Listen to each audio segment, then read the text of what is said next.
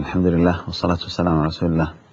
السلام عليكم ورحمة الله وبركاته، وحياكم الله إلى الحلقة 13 من مقرر اللغة الإنجليزية للمستوى الخامس في قسم الدعوة.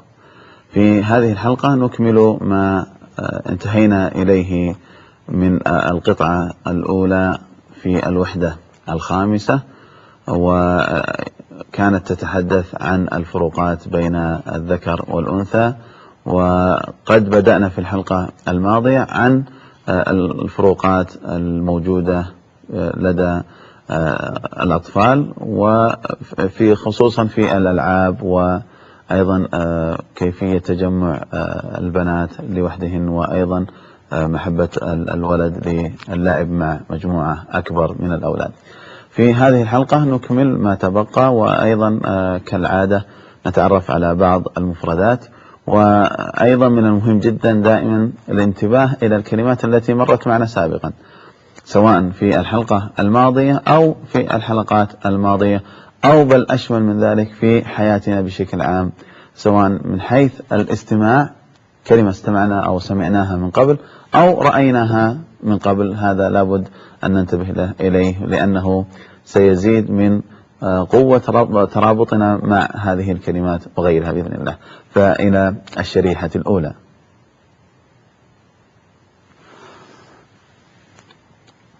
Speaking of gender, important vocabulary. هذه هي الحلقة الثانية من عند التحدث أو عن النوع أو الجنس البشري.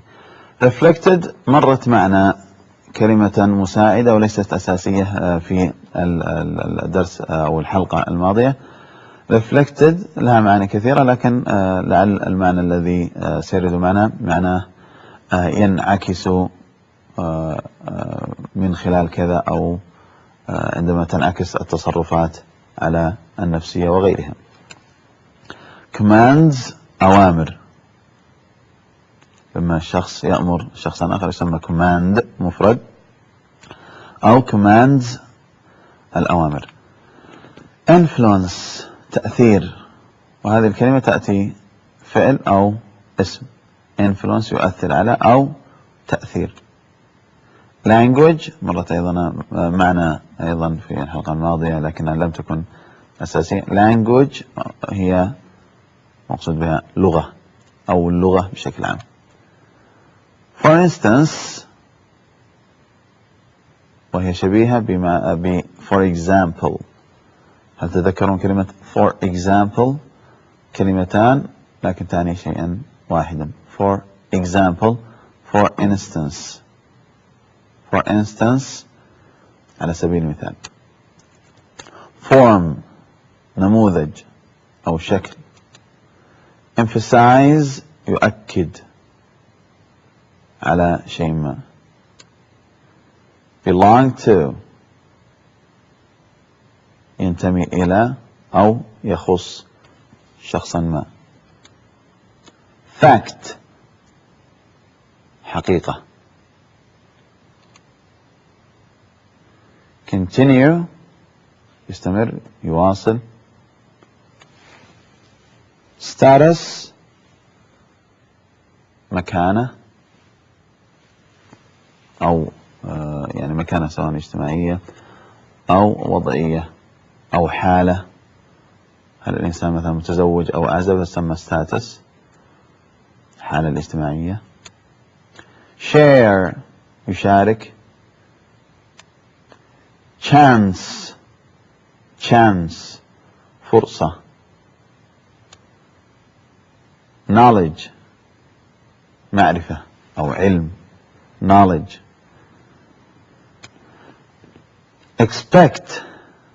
Expect يتوقع.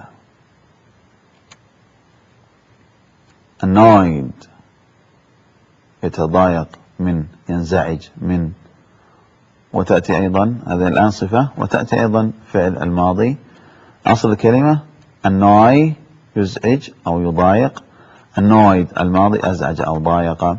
وأيضا قد تأتي صفة مثل ما مرت معنا من قبل بعض الكلمات، تأتي صفة معنى منزعج أو متضايق. map خريطة. هذه بعض الكلمات المهمة التي سترد معنا في هذه القطعة بإذن الله. الآن انتهينا من المفردات الجديدة في هذا اللقاء.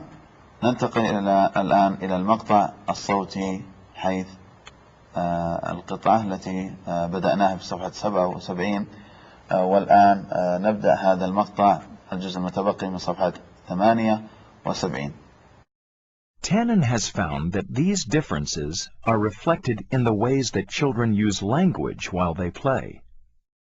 Boys often use commands when they talk to each other. For instance, when Tommy is captain, he might say, "You go first. Don't wait for me."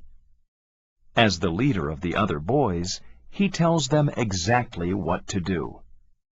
But when Joy wants to influence her friends, she uses different forms of language. Instead of using commands, she will say, "Let's try it this way. Let's do this." This is how she tries to direct the other girls without sounding bossy. By using the form let's, she also emphasizes the fact that the girls all belong to the same group. As Joy and Tommy grow up, they will continue to speak differently. In junior high school, Joy's status will depend on her circle of friends. If her friends are popular, then Joy may enjoy high status at school. For this reason, Joy and many other girls are interested in gossip. If Joy has some information to share about a popular girl at school, this proves that she has a friendship with this girl. In this way, Joy can use gossip to gain more status in her school. Tommy, on the other hand, may be less interested in gossip. His status does not depend on who his friends are at school. Tommy gains status through his own ability to play sports well or earn high grades. Later in life, Joy may continue to be interested in talking about other people and their lives. Tommy will be less interested in personal talk and more concerned with discussions of sports and news. These give him a chance to gain status by showing others his knowledge. Different ways of speaking are part of gender. As adults, men and women sometimes face difficulties in their communication with each other. Studies of communication show that if a woman tells her husband about a problem, she will expect him to listen and offer sympathy. She may be annoyed when he simply tells her how to solve the problem.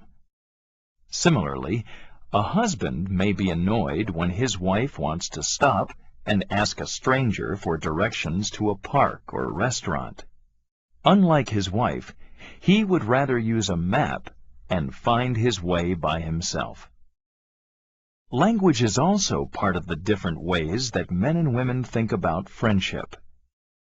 Most North American men believe that friendship means doing things together, such as camping or playing tennis. Talking is not an important part of friendship for most of them. الآن انتهينا من المقطع الصوتي، والآن نستمع إلى أو نعرج على بعض الكلمات التي مرت معنا ونقرأ أيضا القصة بشكل سريع. Different ways of talking. Tannen has found، هذه هي الأستاذة في إحدى الجامعات الأمريكية، found وجدت that these differences، وهذا إكمال للمقطع السابق، بأن هذه الفروقات are reflected in the ways that children use language. أن هذه الفروقات تنعكس على الطرق التي يستخدم بها الأطفال لغتهم. language لغة. while they play، عندما يلعبون. boys often use commands. commands قلنا ماذا؟ أوامر. فالأولاد يستخدمون عادة في الغالب يستخدمون ماذا؟ أوامر. when they talk to each other، عندما يتحدثون لبعضهم البعض هم يستخدمون ماذا؟ صيغة الأوامر، صيغة الأمر. for instance، على سبيل المثال، when Tommy is captain، عندما يكون هو القائد، he might say, فربما يقول, you go first, اذهب أنت أولا, don't wait for me, لا تنتظرني. هذه كلها صيغ ماذا؟ أمر، على أنه ماذا؟ the leader of the other boys، على أنه قائد الأولاد الآخرين. He tells them exactly what to do.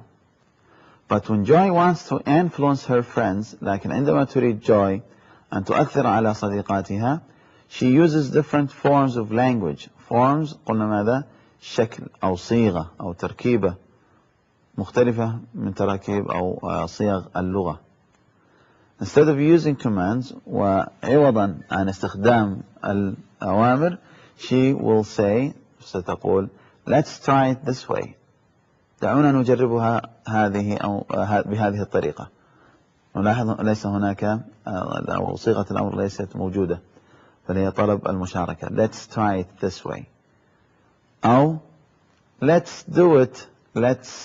let معناها أو let's هي أصلا let us، معناها دعونا كذا، دعونا نحاول أو نجربها هذه الطريقة.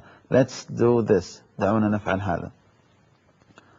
لكن لا تقول لهم do this من هنا، هذا أمر، وهذه الآن الصيغة هي فيها تلطف، وأيضا من باب المشاركة.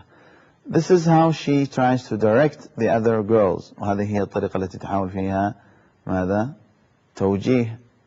direct معناه يوجه أو يقود the other girls، البنات الأخريات، without sounding bossy. bossy مرت معنا في الحلقة الماضية، معناها شخص له صفات القيادة أو متسلط، مأخوذة من الباس اللي هو هي كلمة باس. هنا لو وقفنا إلى هنا، باس معناها مدير، the boss.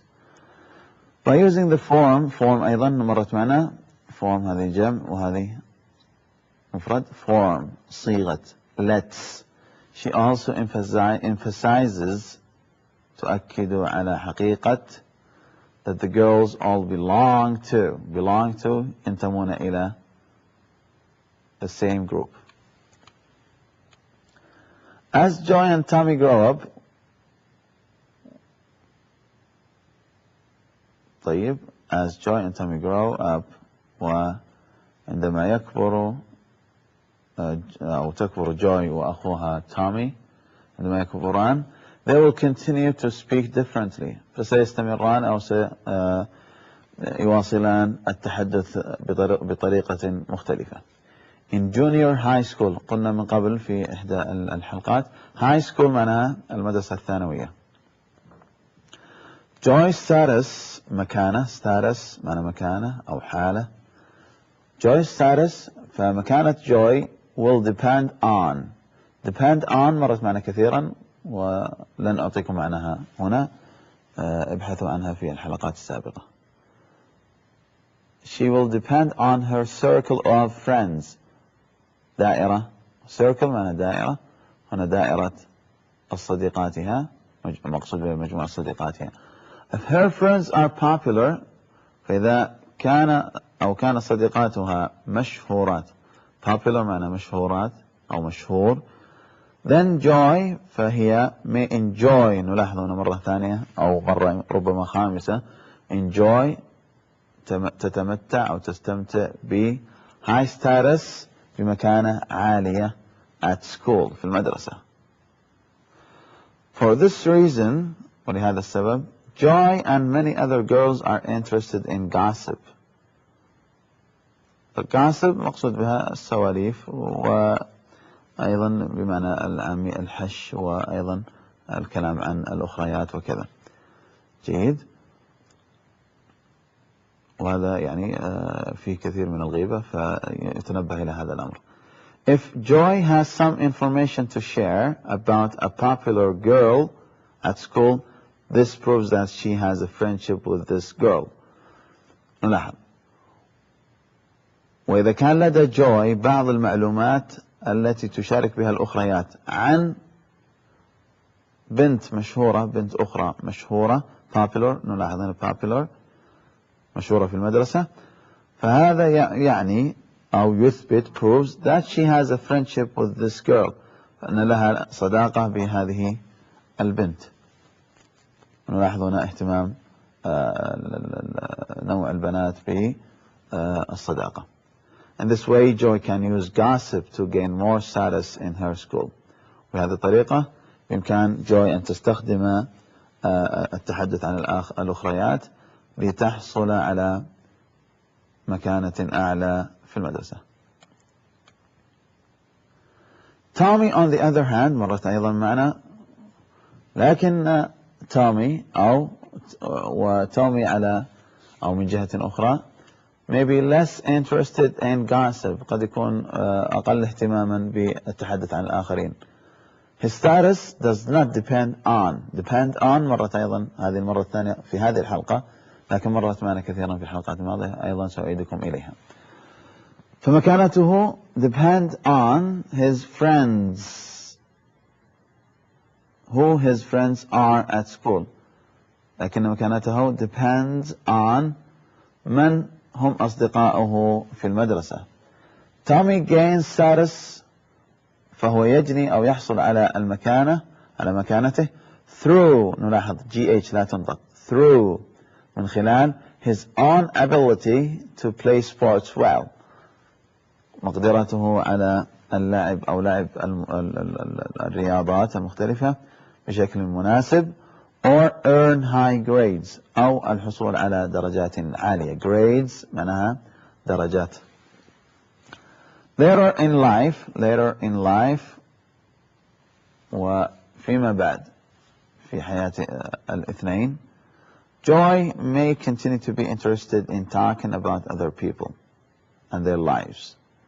قد تواصل Joy أو اهتمامها بالتحدث عن الآخرين وحياتهم، بينما Tommy will be less interested in أيضا مرت معنا مهتم ب، سيكون أقل اهتماما ب personal talk بالكلام الشخصي and more concerned with discussions of sports، وسيكون مهتما بشكل أكبر بالنقاش حول الرياضة بشكل عام and news والأخبار. news هنا الأس ما هي واضحة، الخط هنا اللون أبيض هنا أيضا. These give him a chance to gain status by showing others his knowledge، وهذا يعطيه فرصة فرصة to gain status للحصول على مكانة من خلال ماذا؟ showing others showing others مرة ثانية show معناها يعرض أو يبرز للآخرين معرفته. طيب different ways of speaking are part of gender، وذلك الطرق المختلفة عند التحدث هي جزء من النوع أو الجنس بشكل عام، فرق بين الذكر والأنثى. as adults وفي مرحلة الكبر أو مقصود بها البلوغ، الشخص البالغ، الإنسان البالغ الكبير. men and women sometimes face difficulties in their communication with each other. عندما يكبر الإنسان فإن الرجال والنساء يواجهون بعض الصعوبات أو صعوبات في التواصل بين البعض أو بعضهم البعض. studies of communication، studies دراسات، communication التواصل أو الاتصال، show that if a woman tells her husband about a problem، تثبت هذه الدراسات أو تظهر هذه الدراسات أن إذا كانت هناك امرأة أو أخبرت امرأة زوجها عن مشكلة about a problem، she will expect him to listen، فهي تتوقع من زوجها أن ينصت and offer sympathy ويمنحها شيئا من التعاطف معها. she may هذه حرف Y، هذا حرف Y. she may وربما be annoyed وقد تنزعج أو تتضايق when he simply tells her how to solve the problem، وقد تنزعج عندما يخبرها بشكل مبسط كيف تحل مشكلتها. solve يحل أو تحل the problem مشكلتها. فالنساء بشكل عام لا يريدون هذا الأمر، يريدون كما أثبتت بعض هذه الدراسات من الزوج أو من الرجل أن يستمع ويتعاطف معهن وألا يقدم أي حلول للمشاكل. similarly وبالمثل، similarly من similar هذه إلى هنا، similar معناها مثيل أو مشابه. A husband may be annoyed وقد يتضايق الرجل أيضا، وهذا نتحدث عن الثقافة الأمريكية الآن، كل هذه القطعة تتحدث عن الثقافة الأمريكية. قد ينزعج الزوج when his wife wants to stop، عندما تريد زوجته أن تتوقف لتسأل شخصا آخر غريبا، strange غريب، stranger غريب، أو for directions، تطلب من شخص آخر بعض يعني وصف الطريق أو البحث عن، مثلا هنا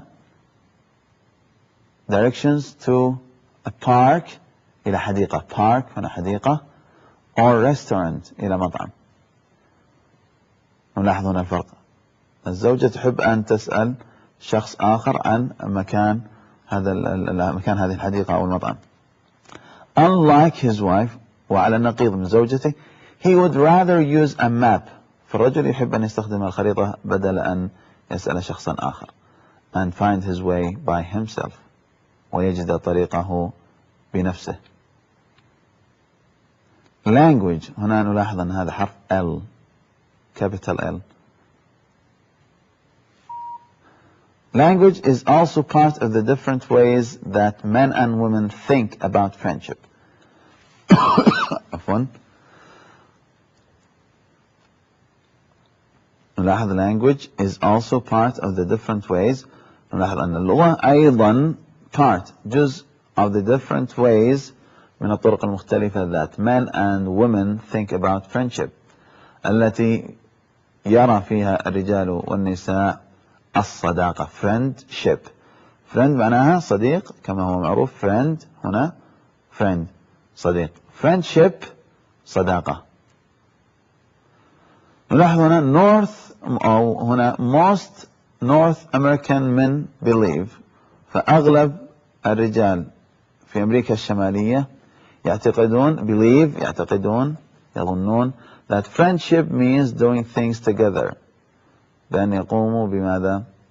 بأشياء أو بيقوموا بالأعمال مع بعضهم البعض، such as camping، هذه أظنها مرت معنا في الحلقات المتقدمة، وهي camping التخييم، or playing tennis.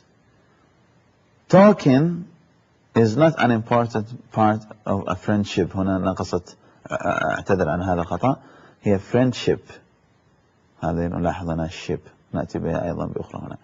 فالتحدث أيضا ليس جزءا مهما من الصداقة، هذا بالنسبة للرجل. بهذا نكون قد انتهينا من هذه الحلقة بوصولنا إلى هذه الشريحة الأخيرة. كما أسلفت سنعود إن شاء الله تعالى في الحلقة القادمة أو التي بعدها إلى الوحدة الرابعة، بحيث نبدأ ما ورد معنا هناك في القطع، وأيضا أو يعني حسب المتاح معنا إن شاء الله تعالى، قد تكون كما قلت الحلقة القادمة أو التي بعدها. في الختام أسأل الله سبحانه وتعالى أن يكون هذا الدرس أو هذه الحلقة مفيدة لكم وزيادة لكم في تعرفكم على اللغة الإنجليزية.